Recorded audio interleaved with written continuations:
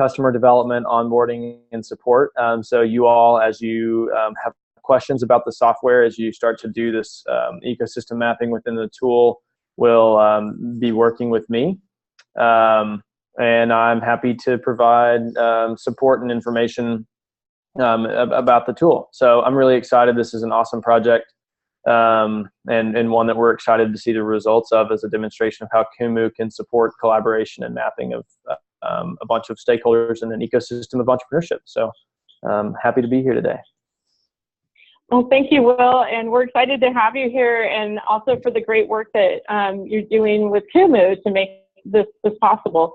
My name is Amy Schultz, and I am representing NACCE, the National Association for Community College Entrepreneurship. NACCE was an inspiration for the ecosystems mapping piece of the CCC Maker project, because we've done similar work in Appalachia with our Appalachian Regional Commission grant work. And that Appalachian Regional Commission is a federal agency, and we were tapped to help out with entrepreneurial transitions as communities are moving from coal-based economies to other types of economies, depending on that economy. And so I'll go into a little more detail with that. In addition to NACCE, I actually have roots in California. Before NACCE, I was with Feather River College. I was the SB 1070 or K14 Pathways Director. I'm also co-creator of New World of Work, if anyone has heard of New World of Work in California. And so I'm excited to be back in California working on this project, and it's just really exciting to see. And a little bit about today. So we are recording the webinar, and so it will be available later. If you have questions, feel free to use the question and answer feature, and we'll try to answer questions as we go. We'd like to share a little bit more about NACCE.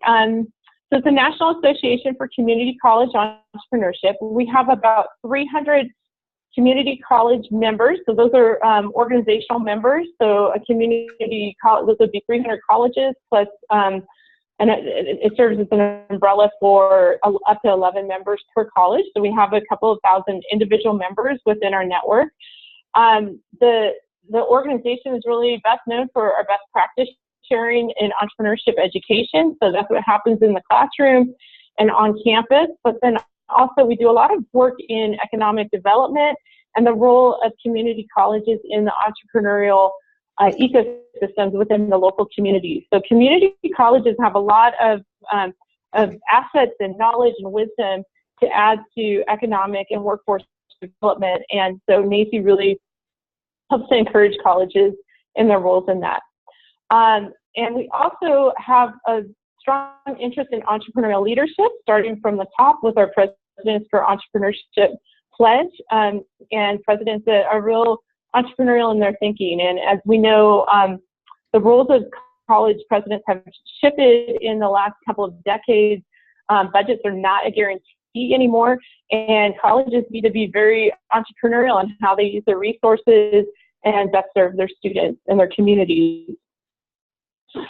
A little bit about the Appalachian Regional Commission and the project that NACCE has been working on since 2013. So NACCE has been awarded actually a series of grants from the ARC, or the Appalachian Regional Commission, and that is a federal agency that is really doing a lot of work in economic and community development throughout Appalachia. So that's a region that's really been strong in coal production and has recently had to shift gears in their economic resources. And so what the ARC was interested in is how community colleges can work within a local community to really identify what the opportunities are, where their resources are, and how they can actually start entrepreneurial efforts within the community, working with local partners like economic development corporations, individual entrepreneurs, chambers of commerce, nonprofits. There's a lot of ways that organizations can be involved in the entrepreneurial ecosystem.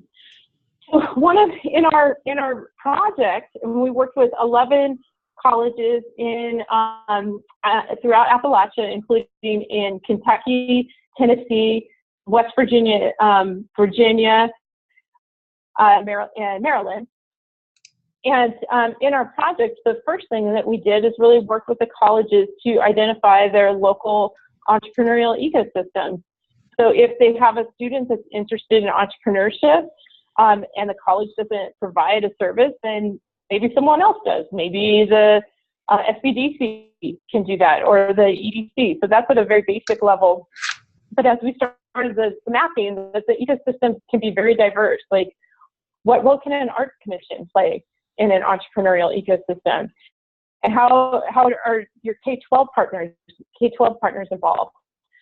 So once you start the process, you start to identify potential partners that you might not have recognized before. In 1996, the Aspen Institute really looked at the best practices of entrepreneurial economies, and I just really appreciate this research in this quote. So this is from Developing Entrepreneurial Economies in Rural Regions, Lessons from Kentucky and Appalachia. In it, they identify the core challenge of culture change as creating an entrepreneurial culture in which people are encouraged to seek opportunity and embrace creative approaches to exploring it, i.e. to say, I can see things that don't exist, make them exist. So this is really looking at entrepreneurship in rural communities, but these concepts can definitely be applied to innovation and building a culture of innovation really in any community, whether it's rural or inner city or suburban. So there's a lot of inspiration and opportunities, from this Appalachian project. So here's some questions that we asked in developing the ecosystems in our Appalachian communities with the colleges we worked with. So how can community colleges provide an infrastructure for research, development, and access to capital for small businesses in their communities? How can community colleges encourage communities and economies that tend to resist change, adopt, and embrace an entrepreneurial culture? So this is, this is actually one of our biggest challenges with our NACCE members as they're going in to start a new initiative. Culture change is challenging, and especially on a bureaucratic college campus. So really looking at those leverage points within your ecosystem and identifying that. And I'm sure many of you might run into the same type of opportunities in your work in the making an innovation initiative. What models of small business support work best in each community, and where these community colleges are located? So, if you're looking at a creative economy with small art, micro businesses that might be artisans, their level of entrepreneurial support might be different than someone who's doing a growth business or in manufacturing. So really looking at what's going on within your own ecosystem and what are the needs of support that are going to best serve your unique ecosystem. How can all the above activities be sustained at the local level? So this is really kind of looking at a grassroots effort. Like, what can you do within your own community with existing resources? So I wanted to share a couple of really inspiring examples from our colleges in the ARC project. The first one is Northeast State Community College. This is located in northeastern Tennessee, and in the Tri-Counties areas, Johnson City, Kingsport, if anyone's familiar with Tennessee. I know Will is. So, but one of their big outcomes from this project was they were able to fund and build an emerging technologies complex. So they used their ecosystem map to identify partners and mentors and subject matter experts and resources. And what they did is they realized they had a strong manufacturing heritage its history. So Eastman was located in Kingsport. There was a lot of manufacturing going on there, but it was shifting. And so they realized that to stay current with the new technologies, that they really needed to be able to train community college students and the workforce on these new skills. And so they brought this challenge to the community, and were able to identify partners to come forward and assist in being a part of this movement. People were excited about it, and they were awarded an $843,000 grant, a statewide competitive grant, to actually build this emerging technologies complex. I had the opportunity to visit Northeast State about 1.5 years ago, and it is phenomenal. It's very rural, and then you go and there's just the highest tech you can think of, and students are very engaged. They do a lot of work, all ages of students, so a lot of work with their own students, with returning students, very involved in K-12 as well. So it's definitely a community-wide effort. Eastern West Virginia Community Community and Technical College. So this is one of my favorites as well. Joe Kapp, who's the gentleman there next to the 3D printer, he is their entrepreneur in residence. Interesting guy. And so this is an inspiring story to look for these type of people within your ecosystem. Really think of individuals in addition to organizations. Joe is a young retired entrepreneur. He was a serial entrepreneur and retired, I think, at 40, very young, and was living in Washington, D.C., and he and his partner wanted to, live someplace more rural, and so they moved 2 hours west to Eastern West Virginia. It's Wardensville is the name of the community. And he met the president of the college, and they connected, and before you know it, and this was just the entrepreneurial spirit, like he had plenty of financial resources. He wasn't worried about that, but he's just a born entrepreneur, and he wanted to create things. So, within just a couple of years, he really helped to transform the main street of this community. One of the things they did was a new biz launch pad. And it is located on Main Street. It's a part incubator, part makerspace, part Main Street revitalization. They have retail space, but they also do a lot of classes, really find ways to engage people in the community in making and entrepreneurship. They were recently awarded a $250,000 grant from the Economic Development Agency, a federal agency, for their accelerator. And that is actually pretty rare that community colleges get those type of grant awards. So there's some real lessons to be learned. And actually, this is good for all of us. Joe actually was recently appointed to the White House's National Advisory Council on Innovation and Entrepreneurship. And so he is actually advising the White House, and it's a 2-year appointment, so he'll be there with the new administration. But he's really serving as an advocate for community colleges and what we're able to do as far as economic development. Patrick Henry Community College. This is in Martinsville, Virginia. This was a furniture making community originally, so they have a lot of roots in manufacturing. And as we know, a lot of the manufacturing has shifted locations, and so this community was left with a transition, and they needed to figure it out. Their president happens to be an entrepreneur herself, and so she started her career as an entrepreneur, has been an entrepreneur throughout her career, found her way into higher ed, and then found her way as the president of Patrick Henry Community College. Her name's Dr. Angeline Godwin. She's phenomenal. She came in with that entrepreneurial mindset and really looked for ways to transform the community. What I really like about this paragraph is it really illustrates what it means to work within your ecosystem, to identify your partners and then figure out ways to work with them. So I'll go ahead and read it.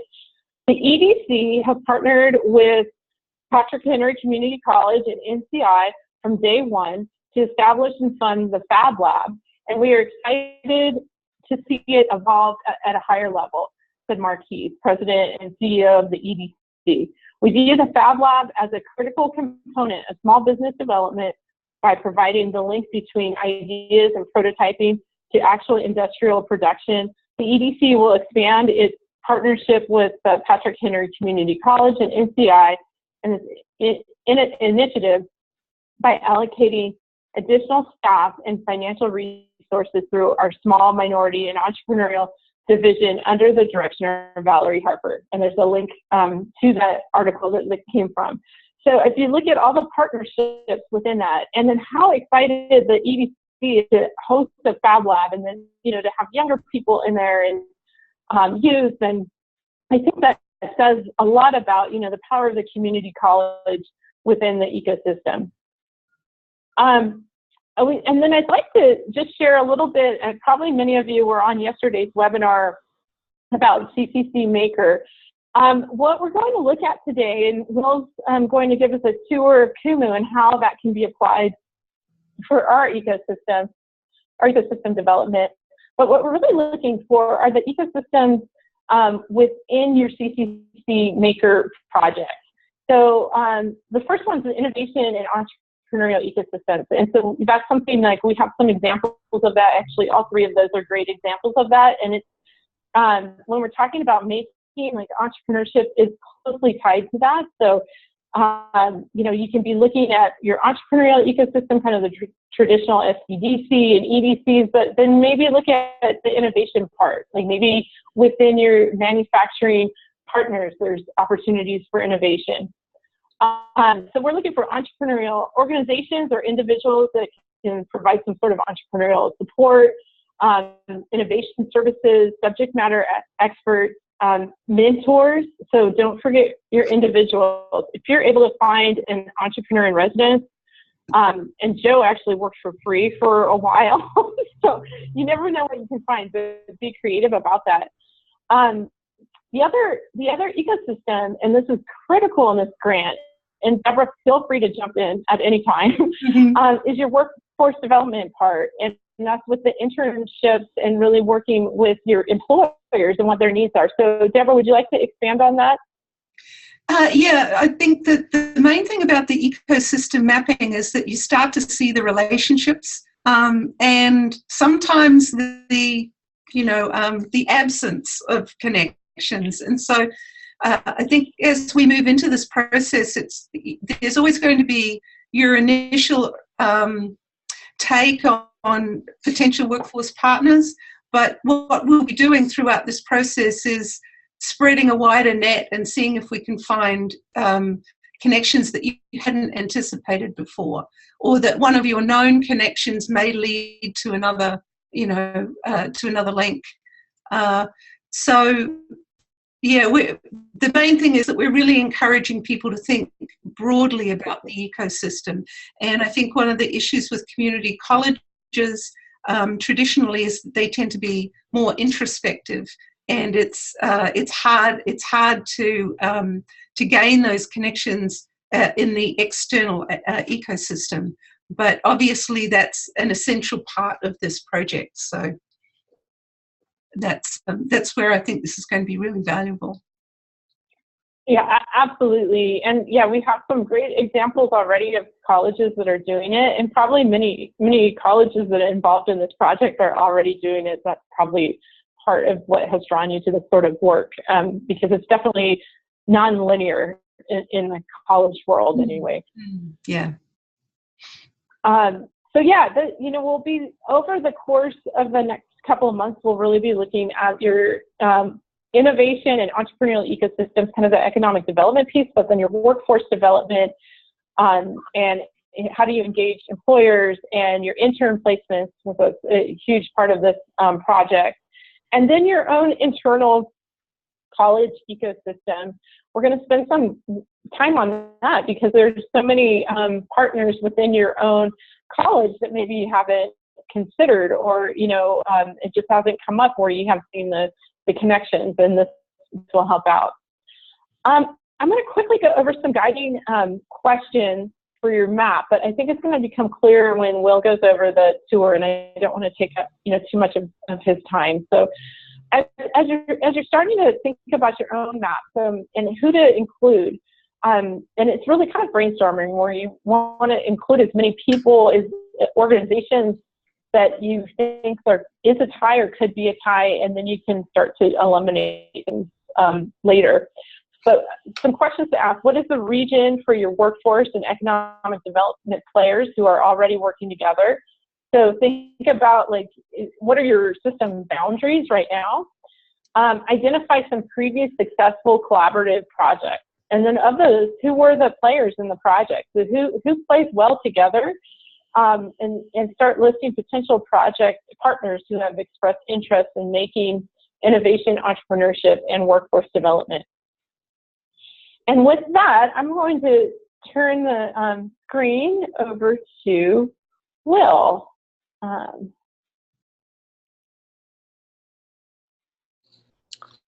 Alrighty. Can you get on that? Let's see. Did I just steal it? Okay, there we go. Tried to steal it. You got it. Okay. Thank you. Hi, everyone. Again, I'm Will. And so Amy and I will follow up with my email information, but just know that we're going to try to run through like a quick overview, and some of it might, we can always dive in together. I'm happy to like hop on a call at a later time with some of you to run through some of these same sorts of things. So you can always reach me at support@kumu.io. That's a really easy way to get there if you need help in creating your map. What we've done, though, is we've tried to create a basic template for your organization as a way to just get everyone jump started. So what I want to do is first start with a demonstration of another map that's it's an ecosystem of a symposium, and just give a little bit of a sense of some of the functionality that we have to work with here. So this is a project that's just showing the different nodes. These different nodes, as we call them, elements in Kumu, are the different individuals that are a part of this collective impact symposium. I think this was in Colorado. And so each of these nodes has information in the sidebar. And so if you can make the jump for this project, oftentimes these elements or these nodes will be representative of organizations that you might be working with, or that might be in this entrepreneurial ecosystem for as related to your college. So there can be a description of the organization, a photograph that could be their logo, and then I need to switch over into what you all would see on the front end. But this is information about these people. So geographic focus, some of their impact areas, what sector they're in, and all of this is entirely customizable. You can add whatever it is that you feel like represents your particular ecosystem as a part of this map. And so what we've done here as well is Kumu has a functionality called clustering, which I'll demonstrate again in our template map here in a second, but that's what these buttons at the top represent. Ways to cluster by what appears in this sidebar as particular areas that these people are involved with. So project and geography and what organization they're a part of are things that we can cluster by. And so once you hit one of these buttons, the map is going to reorganize itself based on these clusters. So now we can see which individuals are a part of both the Early Childhood Colorado Partnership and the Essentials for Childhood project. So this is a functionality called clustering that we'll be working with a lot in this project itself. So you can also, if we were to undo that cluster and then do one of the others, now we can start to see where some of these individuals are. Statewide, this one is the Front Range. Then there's a little bit less of a metropolitan Denver area, and Denver itself have a bit fewer individuals. So that's just two ways, but one of the the way I think about Kumu is that It's useful for telling a story, doing an analysis on a network, and then crafting presentations to further specify that story. So just this front-end view is kind of the basic storytelling, where we can add information over here in the sidebar that gives instructions for how to use our particular map, different information that we want people to see. And then when we click on one of the elements, then there is, a description and some of the areas that they're involved with that we can define based on our particular project.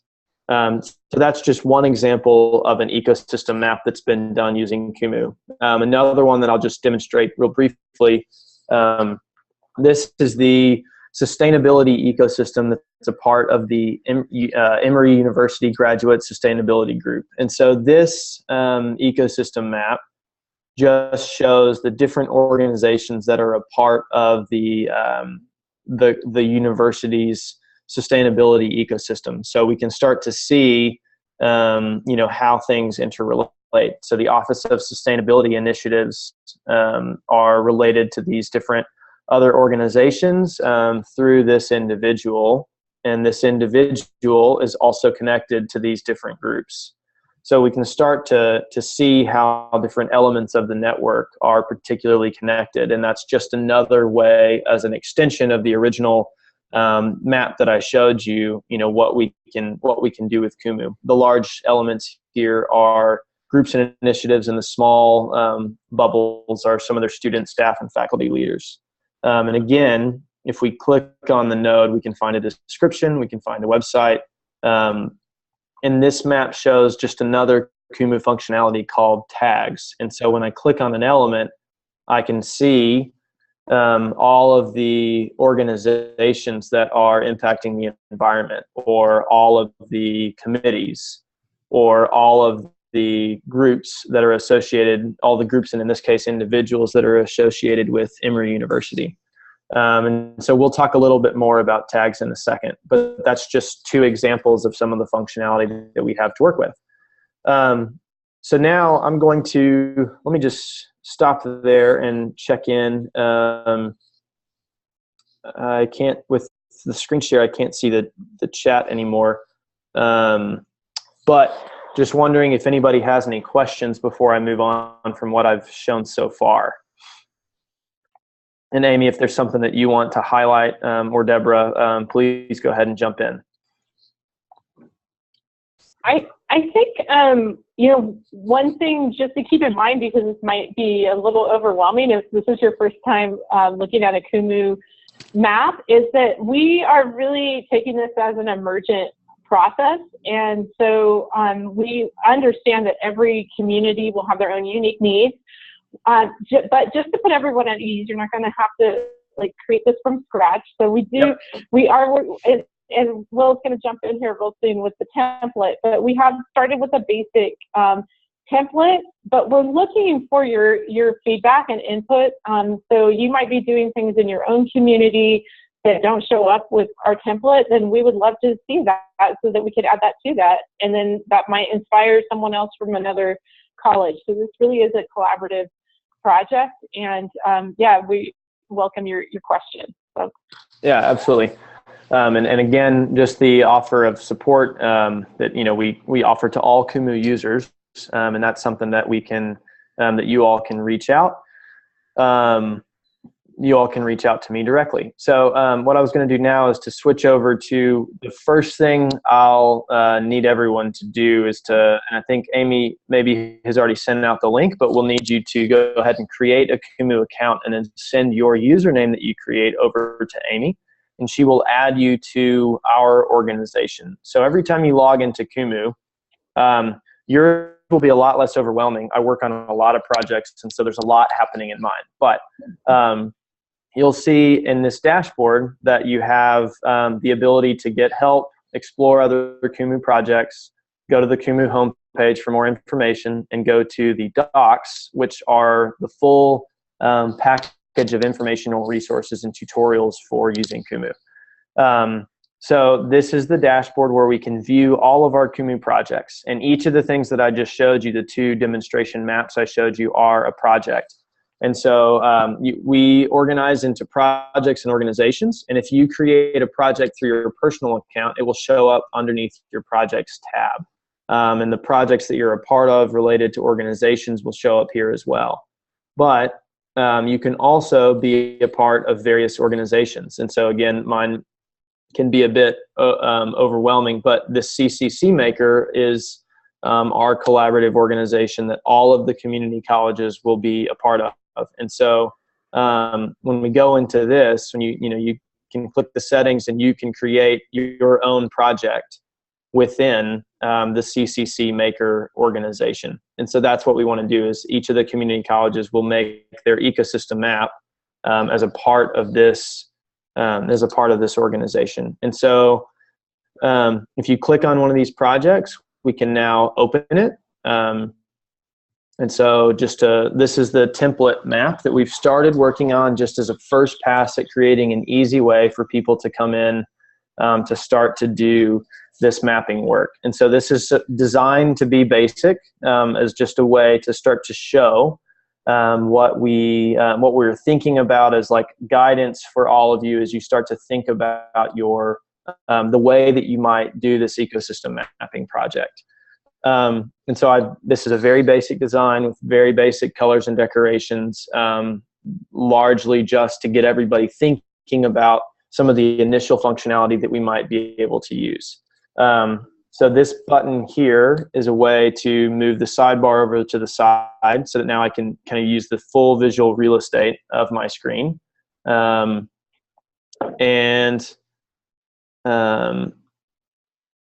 Just looking at the question from Zach, yeah, Zach, if you could just drop your usernames to Amy and I, we can we'll both be able to add them. So send the username that you create from an account via email to Amy, and will then get you added to the organization, and you'll be notified with an email that you're then added to that organization. So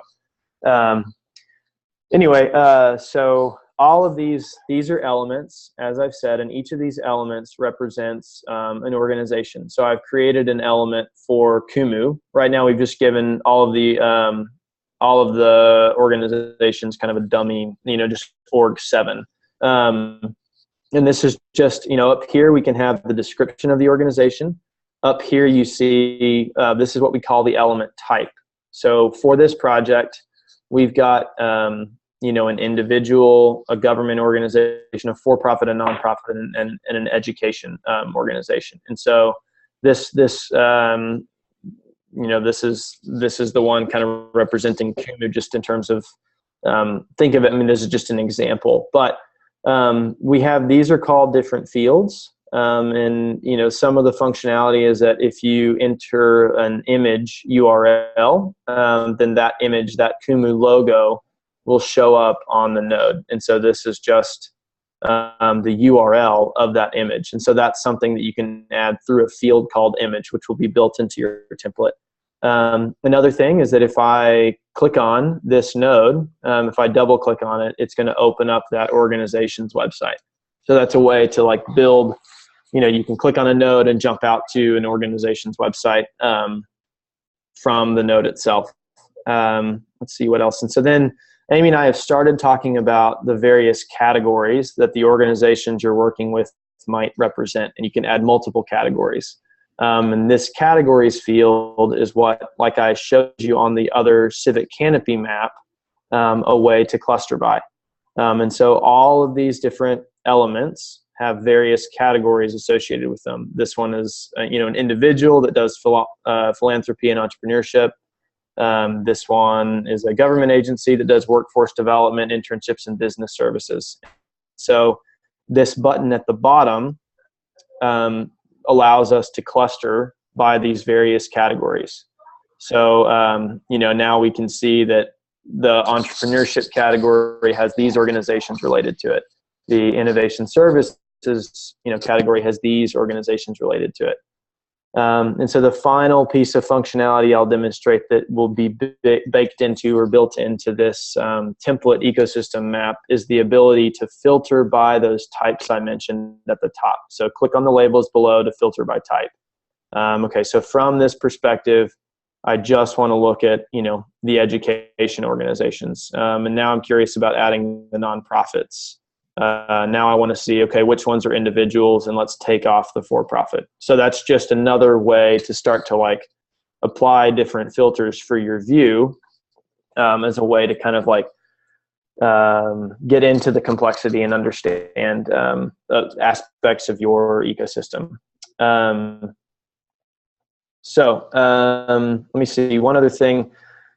We will pass out a file. Amy, you wanted to go ahead and show how they can add the import, the template, right? Do we want to do that? Yes. Well, yeah, that would be great. So yeah, they can see. And like we said, this is really just the beginning. We need your feedback and input. Those categories were things that we brainstormed, really based on my experience working with the Appalachian colleges and throughout NACCE, and then in my own experience at Feather River College. But you might have other types of categories, so that's really the place that we would want to be adding to, and that's where the clustering can get pretty interesting. And can I just jump in for a second too? I think there will be a lot of individual or local categories, but I'm also hoping that we can standardize some of the categories that will relate specifically to community college, industry sectors, so that we can align it with the community college and with the Chancellor's Office and various other initiatives. So at some point we may need to combine or rename across everyone's ecosystem, just so that we're seeing the same. Because at a certain point we're going to want to create an ecosystem map of the entire CCC Maker project. So we will need standardization at some point. And that I just completely agree with that perspective in terms of the capability that's built into the tool already for social network analysis. And there's some community detection algorithms that are already baked into the tool. A lot of the social network analysis metrics are baked in. I don't want to go into that to overcomplicate things today, but that's something that we can follow up individually about. But that those sorts of metrics can allow you to start to like size and decorate your different nodes based on some of that analyses. And that, it provides a lot for the researchers if we all have a standardized process for doing that. So the category list, there's a function down here at the bottom called table. And this table view,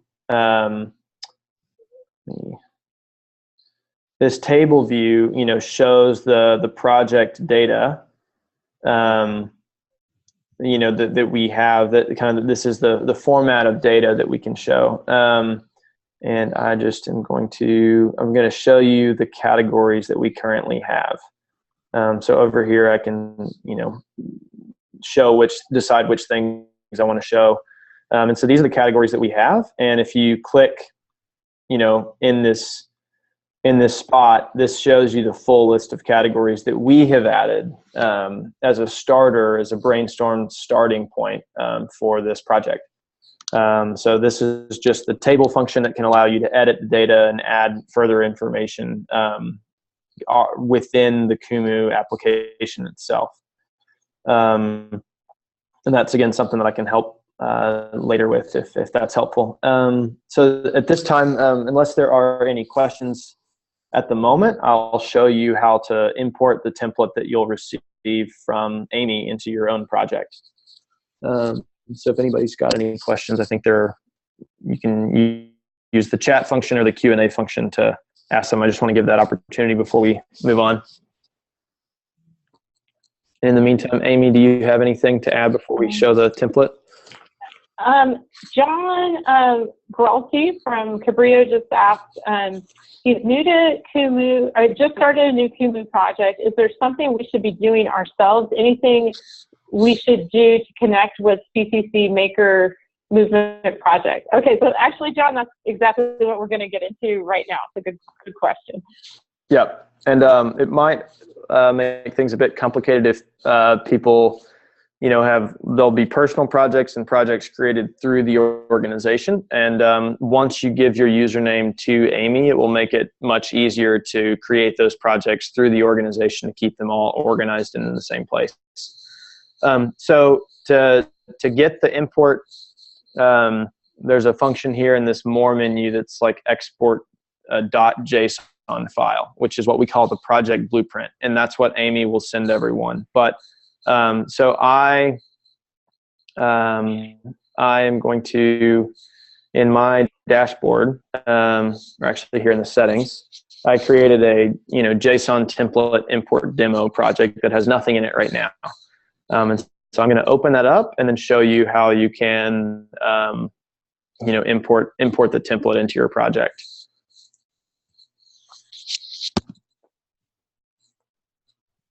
So when you create a new project, this is a way to pick the template. We're using the stakeholder template at this time, but there's an option down here to import a JSON blueprint. And so it'll take me a second to import the file. I'm not sure if that will show up in the screen share,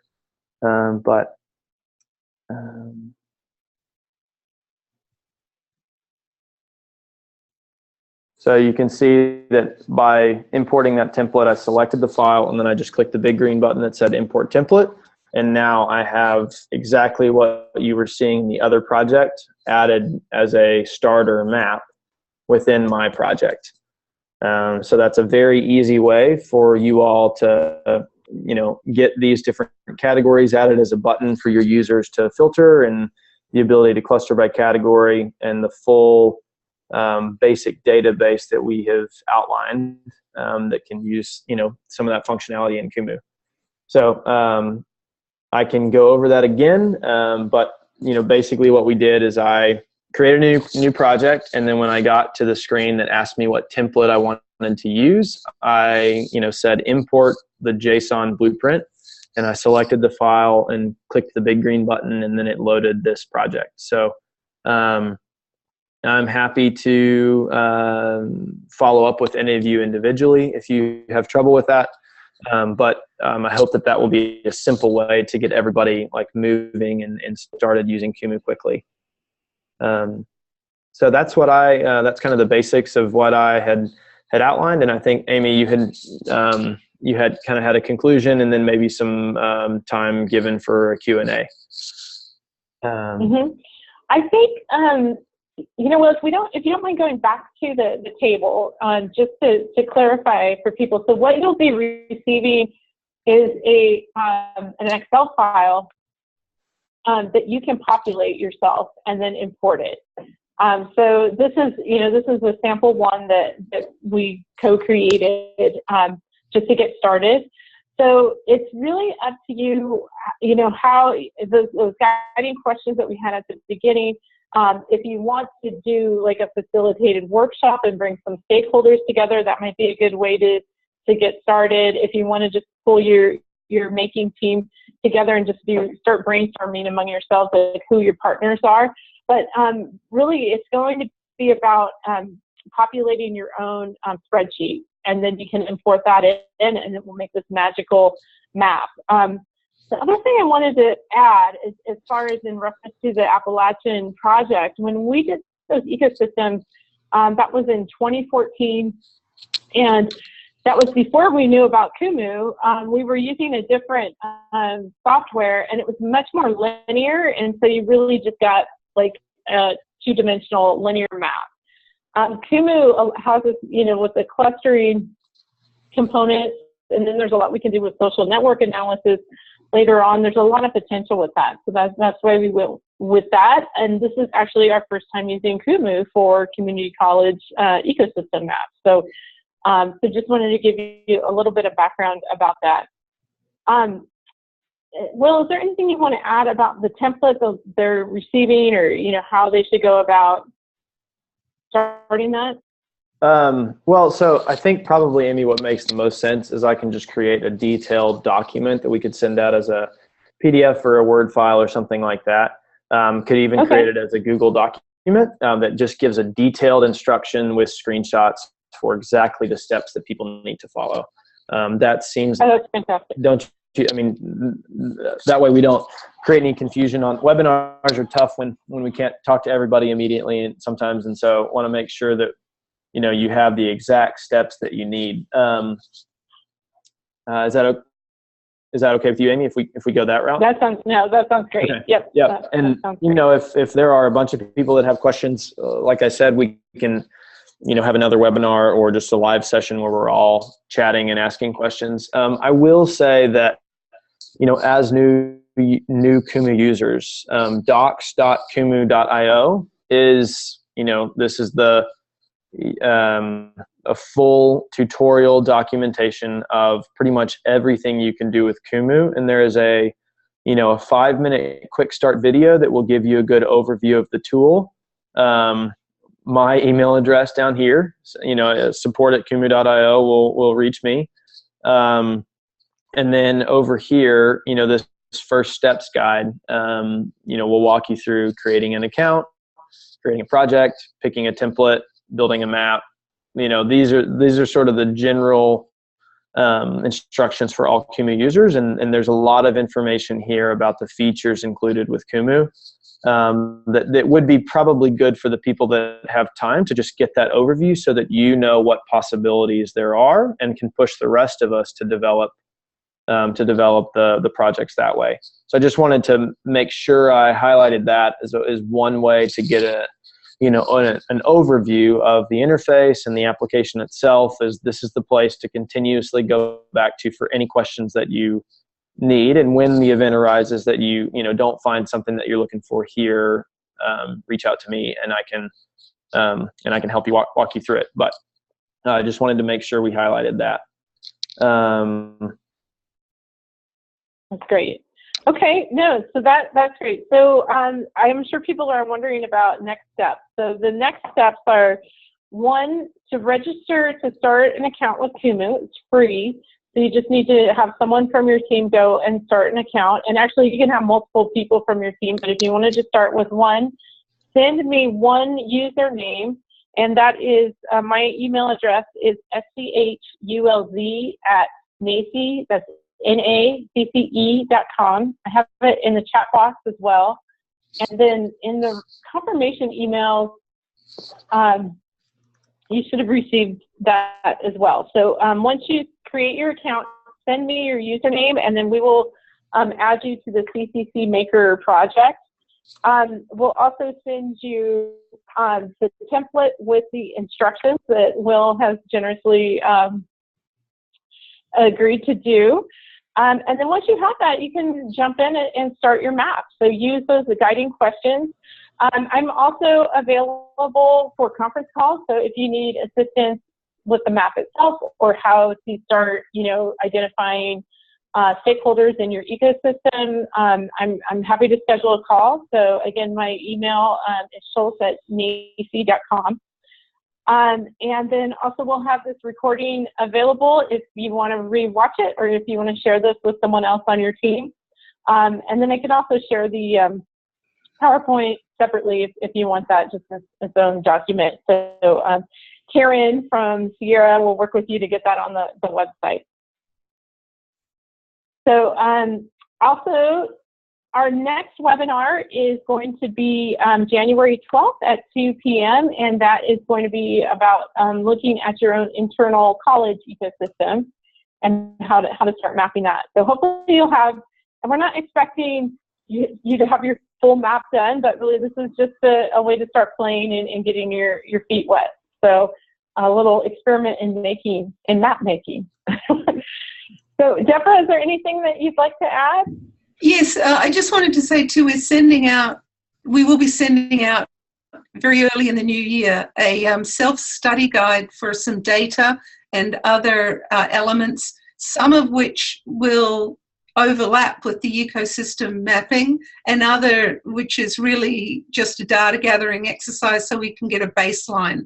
So it's my intention that the self-study data type questions will be closely related to the ecosystem mapping and they will inform each other and will help drive your thinking forward about how you need to plan for your either the development or the expansion of your makerspace. So I want to thank you guys too. This is really exciting to me, because making these kinds of connections visible is a huge part of our work, because otherwise a lot of this just remains sort of intangible. So this way we really see how you're connecting with your community, and that's great. Excellent. Well, thank you. And I'll send a follow-up email with this information and the PowerPoint, and then the upcoming webinar, so you have that. And then we'll also have it on the CCC Maker website shortly, probably. I know we're approaching the holidays, so we'll see. But by January, I'm sure. So, and with that, I just would like to thank Will and Deborah for taking the time today. And yeah, this is a very exciting project, and we're really honored to be a part of this. And we look forward to seeing you all in the new year. So thank you so much. Thanks, Amy. Right. Hi. Hey, great. Hey, Will, this is really amazing. Awesome.